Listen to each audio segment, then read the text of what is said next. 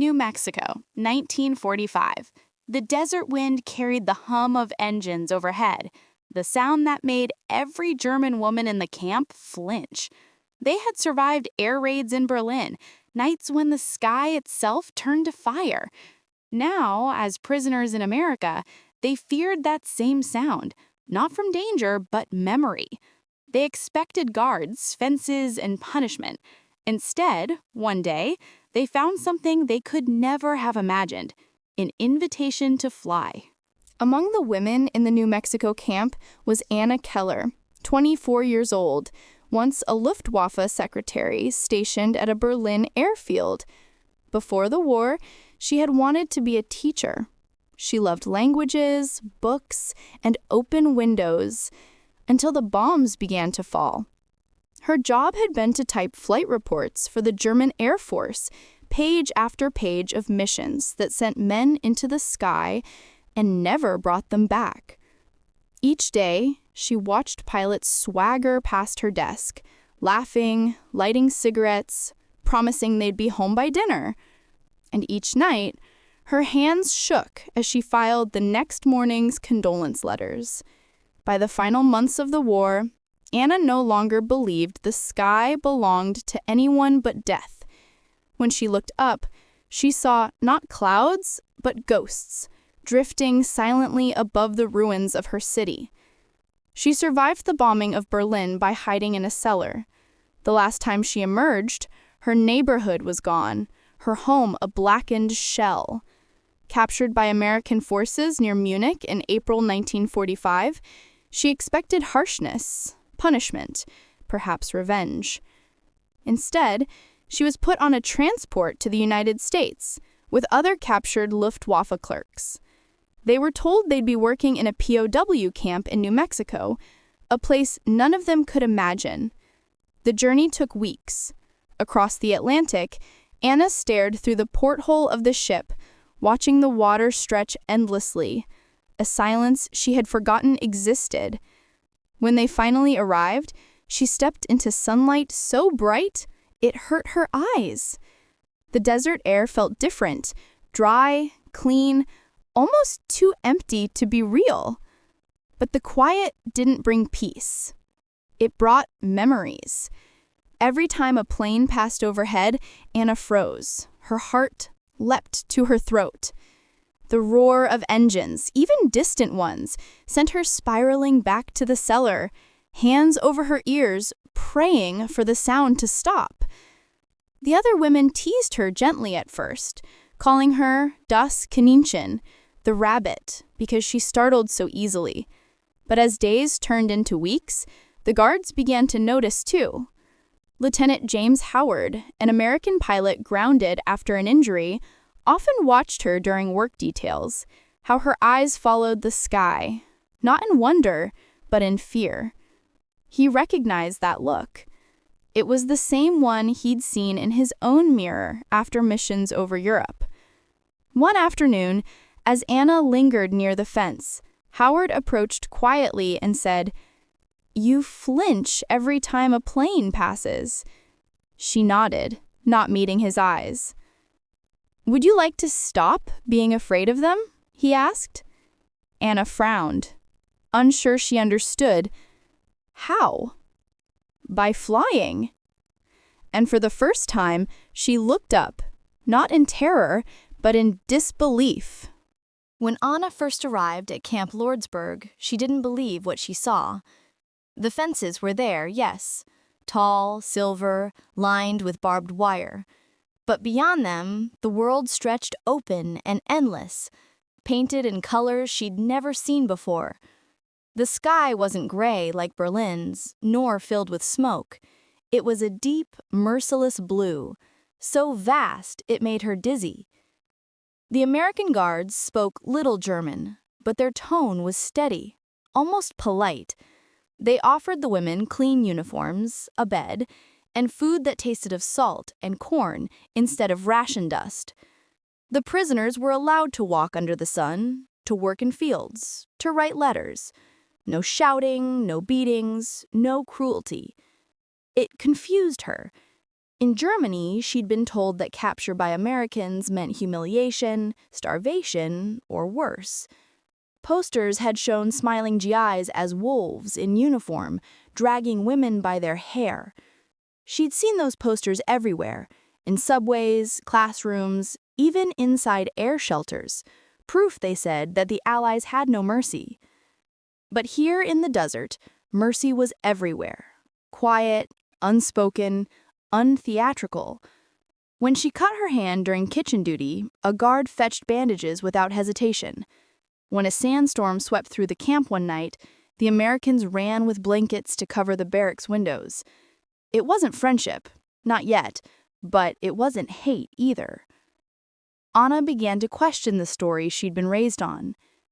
Could it be that the enemy wasn't as cruel as she'd been told? Could it be that war itself had lied to everyone on both sides? Still, she kept her distance. She smiled when spoken to, worked diligently, avoided the planes that roared above the base. Every engine that passed sent ripples through her body, memories tightening her chest. The other women learned to look up again, but she couldn't. The sky had betrayed her once. It had brought fire and thunder and the end of everything she'd known. Lieutenant James Howard had noticed. Grounded since a crash over France, he now trained new pilots at the nearby airstrip. Most days he carried himself with easy confidence, but when he looked at Anna, something in his face softened. He saw the same haunted stillness that lived in his own reflection. One afternoon, he found her standing alone by the fence, her eyes fixed on the horizon where dust blurred into light. "You were with the Luftwaffe?" he asked gently. Anna hesitated, unsure if it was safe to answer. "I was a clerk," she said finally. "I only typed what others did." "That's still flying's shadow. You know what it costs." She nodded. It cost everyone." For a moment, neither spoke. The desert wind filled the silence, warm, humming, alive. Then Howard said quietly, "You know, not every plane up there is meant to kill." Anna frowned. "That's all they ever did where I'm from." He smiled sadly. "Maybe it's time you see what else they can do." When he told her he wanted to take her and a few of the other women flying, she thought he was mocking her. "Fly? Us? Prisoners?" she repeated, half laughing, half afraid. He shook his head. "Not as prisoners, as passengers." The idea spread through the camp like wildfire. Some guards thought it was a joke. Others whispered it was madness, taking enemy women into the sky after everything that had happened there. But Howard insisted. "They're afraid," he told the commander, "and maybe it's our job to show them that the sky isn't the enemy." The approval came a week later. On the morning of the flight, the women were escorted to the small airfield outside the camp. 5 of them, including Anna. They wore simple khaki uniforms, their hair tied back against the desert wind. The American pilots greeted them, not as captives, but as guests. When Anna reached the plane, she stopped short. The sunlight glinted off the wings, white and sharp like the memory of falling glass in Berlin. Her breath caught. For a moment, she considered turning back. Howard noticed and offered his hand. "You can stay, or you can come see what peace looks like from above." Something in his tone, neither command nor pity, made her trust him. For the first time in years, Anna reached out and took a pilot's hand. Not in duty, not in fear, but in fragile hope that maybe, just maybe, the sky could give something back. The sun rose hard and bright over the New Mexico desert, spilling gold over the airfield. Anna stood on the tarmac with the other women, the wind tugging at her sleeves. The plane, a small twin-seat trainer, gleamed like something alive, its wings trembling softly in the heat. She could hear her heartbeat louder than the engine. Lieutenant Howard moved among them with quiet calm, helping each woman climb into the aircraft. There was no ceremony, no speeches, just the sound of boots on sand, the metallic click of belts fastening, and the hum of the propeller spinning to life. When it came her turn, Anna hesitated. The smell of oil and dust, the vibration of the fuselage, it was all too familiar, too close to the world she thought she'd escaped. But then she caught Howard's eyes, steady, patient, and climbed aboard. The door closed with a soft metallic sigh. Inside, the cockpit smelled of leather and sunlight. The engine roared, the plane shuddered, and the earth began to fall away. For a few seconds, Anna couldn't breathe. The ground blurred beneath them, fences, barracks, shadows of the camp shrinking until they looked like pencil marks scratched into sand. The plane climbed higher, and the fear she'd carried for years, that old, cold grip of the sky, began to shift. Below her stretched the Chihuahuan Desert, endless and unbroken, waves of ochre and rose. Wind carved ripples through the dunes like lines of forgotten script. Far off, mountains rose, pale purple, their peaks fading into white light. The landscape wasn't empty after all. It was breathing. "Look there," Howard said through the headset. She followed his gesture to a thin, winding band of silver. "The Rio Grande. She's the lifeline of this desert." Anna leaned closer to the glass. The river shimmered like molten glass, threading between canyons and dry valleys. Beside it, patches of green marked orchards and ranches. Tiny, defiant pockets of life in all that gold. Something inside her cracked open. In Germany, the sky had always been a weapon, a ceiling that screamed, a place where death came from above. But here, it was vast and silent, like forgiveness itself. The wind changed pitch, softer now. Below, the camp that felt like the edge of the world was no more than a faint scar on the earth. Even the barbed wire glinted harmlessly in the sunlight, small, delicate, almost beautiful. Anna felt her chest lighten. "It's so quiet," she whispered. Howard smiled. "It's always been quiet up here. We just forget to listen." They banked gently eastward, the desert unfolding in slow motion beneath them.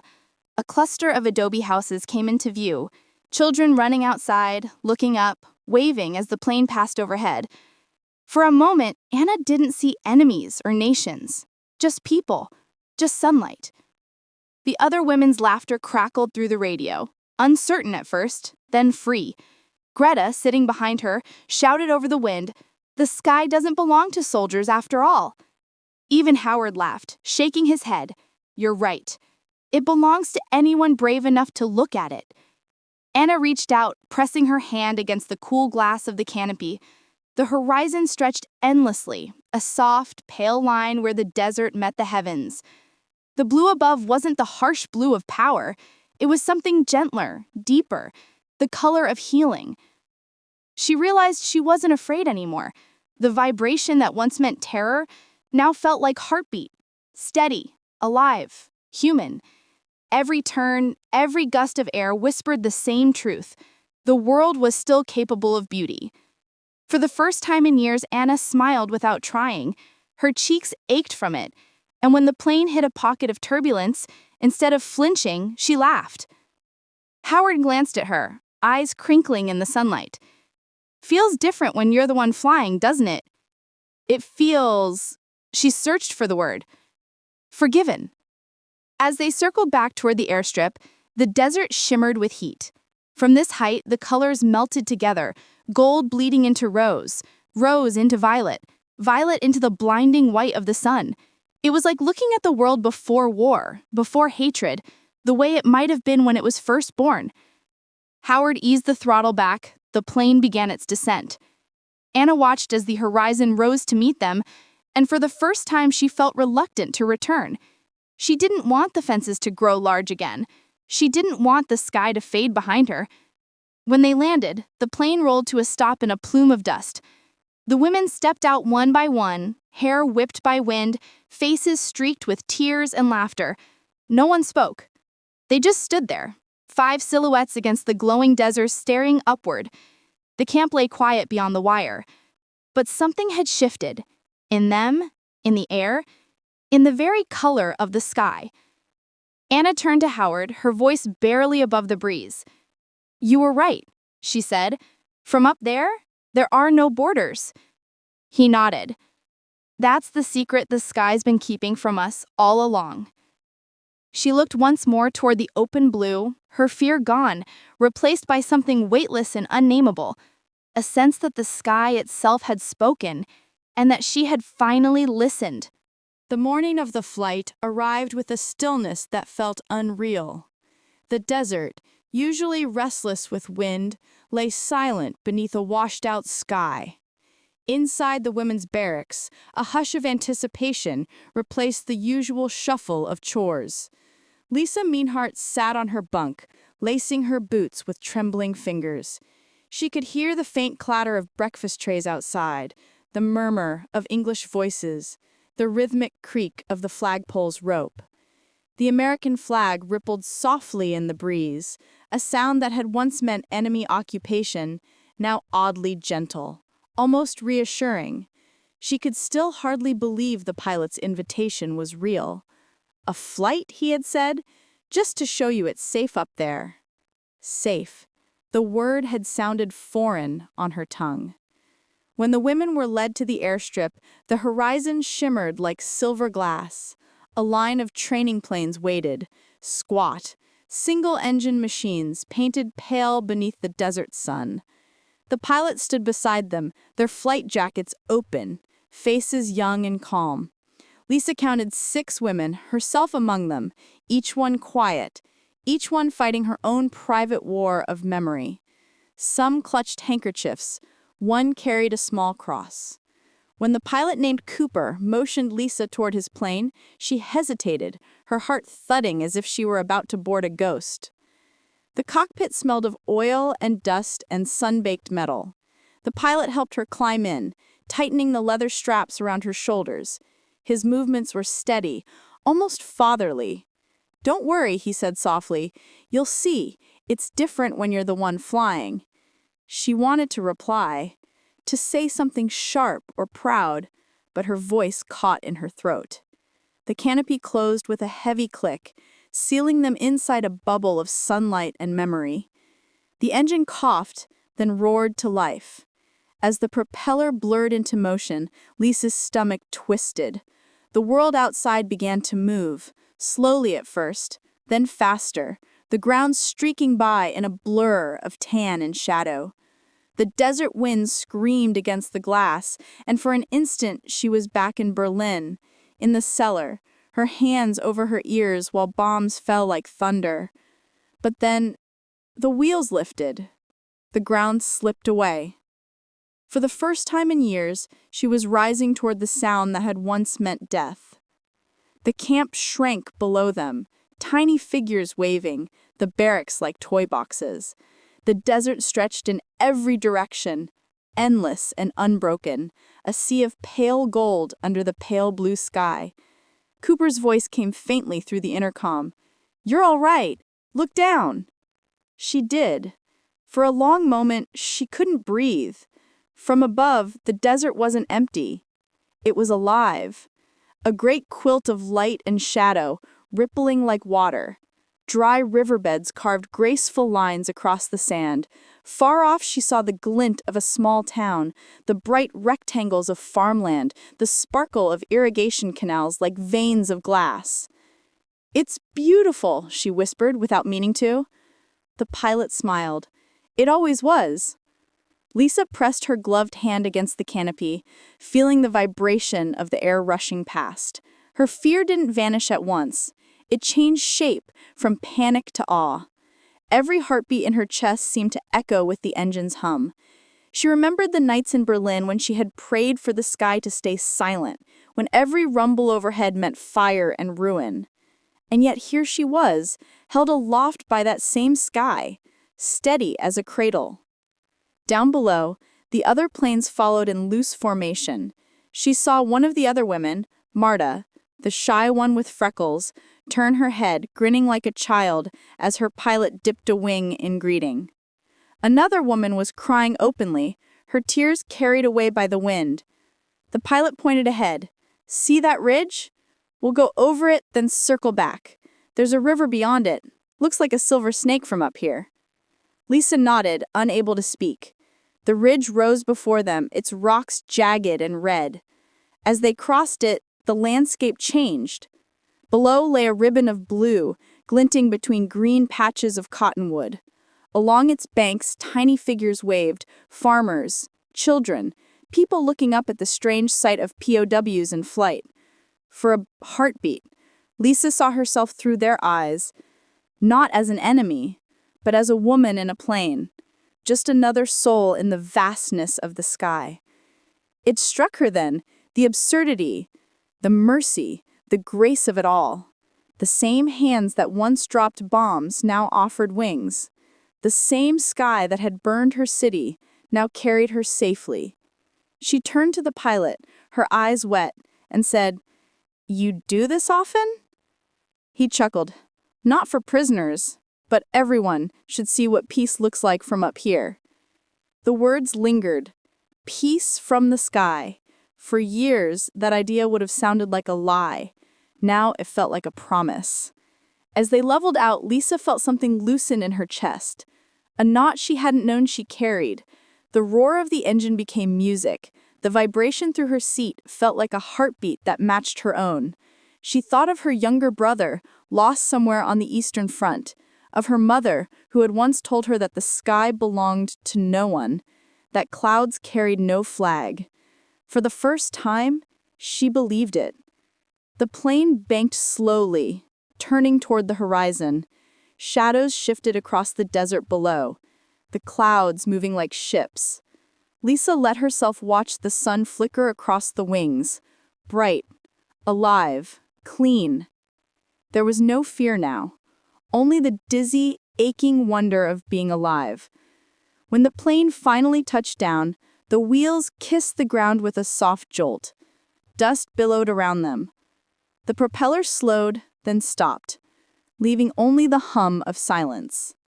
For a long moment, neither of them moved. The pilot opened the canopy and looked at her carefully. "You did good," he said. Lisa nodded. She didn't trust herself to speak. The air smelled different now. Still the same dust and oil, but gentler somehow, like something purified by wind and courage. As she climbed down, her legs trembled. The other women were laughing, crying, embracing the ground. One of them kissed the wing of her plane. Another waved at her pilot like a schoolgirl. It was absurd, beautiful, human. That night, the barracks felt changed. The women spoke softly, almost reverently, trading memories of what they'd seen. The river, the town, the faces looking up. Someone hummed a tune, an old lullaby from home. Lisa found herself sitting by the window, watching the moon rise above the fence. The barbed wire looked different under that light, not less like a cage, more like a sketch line between two worlds. Days passed, but the feeling stayed. The sound of planes overhead no longer made them flinch. Instead, it made them smile. When the pilots trained above the camp, the women would stop their chores and look up, shielding their eyes against the sun, listening to the rhythm of engines like a heartbeat shared between enemies turned witnesses. One afternoon, Cooper found Lisa sketching in the dust near the airstrip, the outline of a plane, wings stretched wide. "You ever think of flying?" he asked. She looked up, smiling faintly. "I used to dream of falling. Now I dream of flying." He laughed, shaking his head. "That's a start." From then on, whenever he took off, he'd dip his wing and salute. The women would wave, their white scarves fluttering like doves against the desert wind. The guards stopped them from approaching too close, but they didn't have to. The meaning was clear. They weren't prisoners of fear anymore. The transformation wasn't dramatic. It was quiet, gradual, like dawn creeping across the desert floor. The women began tending small gardens outside the barracks. They painted murals of clouds and birds. Lisa started teaching English phrases she picked up from the guards, translating songs between German and English. Once they sang Lili Marline for the Americans during sunset roll call, a haunting shared melody that turned the dusty camp into something holy. Word spread through the base about the women who flew. Some officers disapproved, said it was improper, dangerous, unmilitary, but the pilots defended it. "You can't bomb fear out of people," one said. "You can only show them another view." Months later, when the war ended and orders came for repatriation, the women gathered by the fence to watch their last desert sunset. The planes stood parked in a row, silent now, wings catching the dying light. Lisa felt the ache of farewell, not just for the place, but for the lesson it had given her. The sky above no longer looked like a ceiling of fire. It looked open, endless, forgiving. She turned to the pilot, who stood beside the plane that had carried her. "When I go home," she said, "I will tell them what the sky looks like in peace." He nodded, his jaw tight, eyes glinting with the same emotion he couldn't name. "Then you'll be flying again," he said softly. As the trucks carried the women away the next morning, the engines of the airfield came alive one last time. The pilots rose into the bright sky, circling overhead in silent farewell. The women leaned out the windows, waving scarves, faces lit by sunlight and memory. From above, The war ended not with thunder, but with silence. The kind of silence that feels too big for a city to hold. When Anna Keller returned to Berlin in the winter of 1946, she found a landscape that barely resembled home. The city she had once known had been reduced to bones, streets half buried in rubble, buildings ripped open like broken shells. Snow fell softly over the ruins, blanketing them in deceptive peace. She walked slowly, her breath fogging in the cold, her suitcase light with the few possessions she had left. Every step felt like walking through a memory that refused to die. When she reached the church where her family had once gone to Mass, only the bell tower still stood. The bells were gone, melted by fire or hunger, she didn't know which. She tilted her head back and gazed at the empty frame of sky above it. For the first time in years, she didn't flinch when a plane passed overhead. Instead, she stood still and listened. The low hum faded slowly into the horizon, and she realized the sound no longer carried terror. It sounded like life continuing somewhere beyond her reach. Calm, distant, mercifully indifferent. Inside a small refugee house on the city's edge, Anna began her quiet work of living again. The room was sparse: a cot, a lamp, and a single window where the light came in like a visitor too shy to stay long.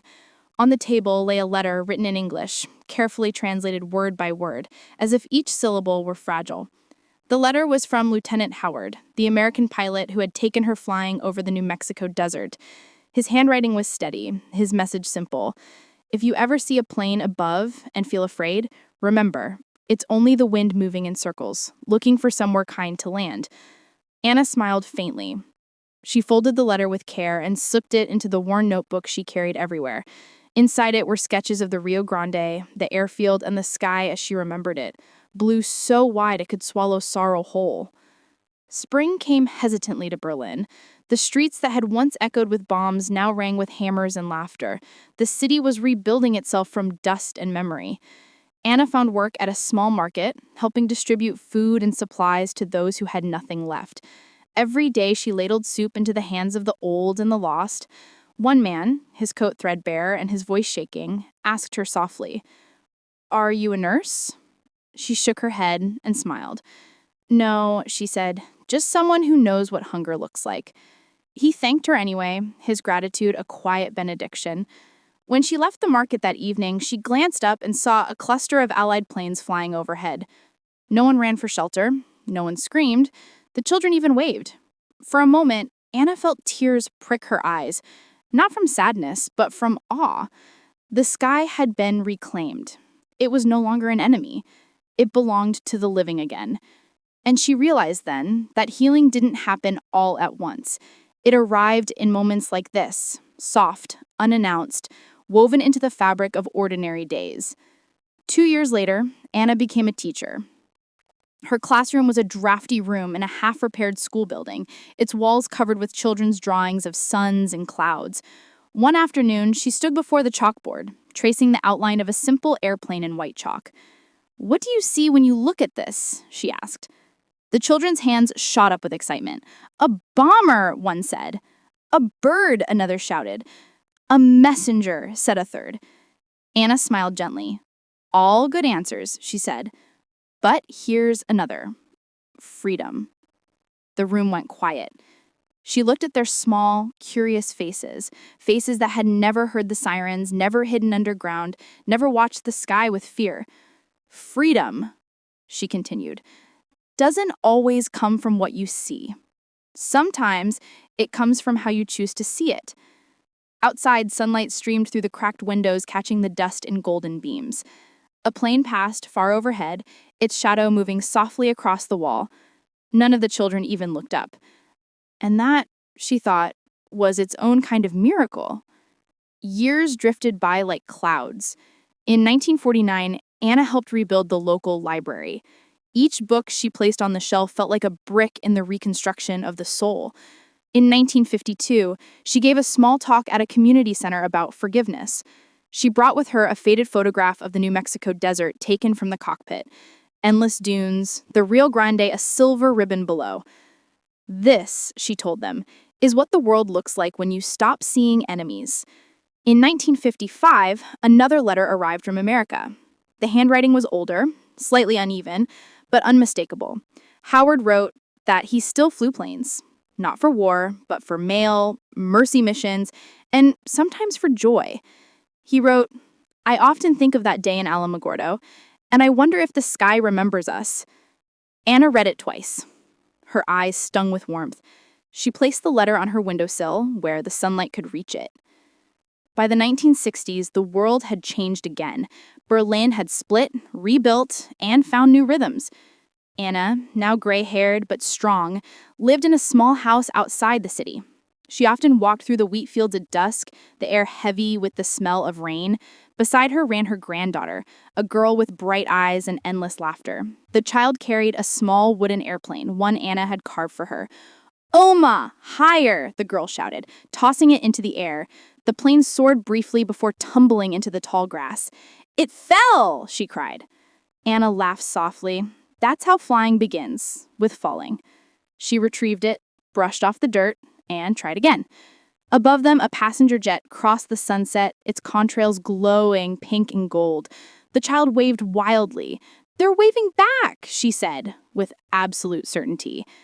Anna smiled. Her eyes followed the plane until it disappeared into the light. "Yes," she whispered. "They are." In her later years, Anna lived alone, surrounded by small relics of her journey. On her desk sat a model airplane and a collection of letters bound with ribbon. On the wall hung the photograph Howard had once given her, the desert viewed from above, timeless and vast. She spent her evenings by the window, writing in her journal. Her handwriting was slower now, but steady. She wrote, "I once believed the sky belonged to men who made war, but I was wrong.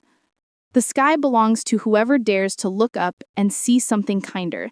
It belongs to those who forgive what they cannot forget." When she finished, she looked out at the night sky.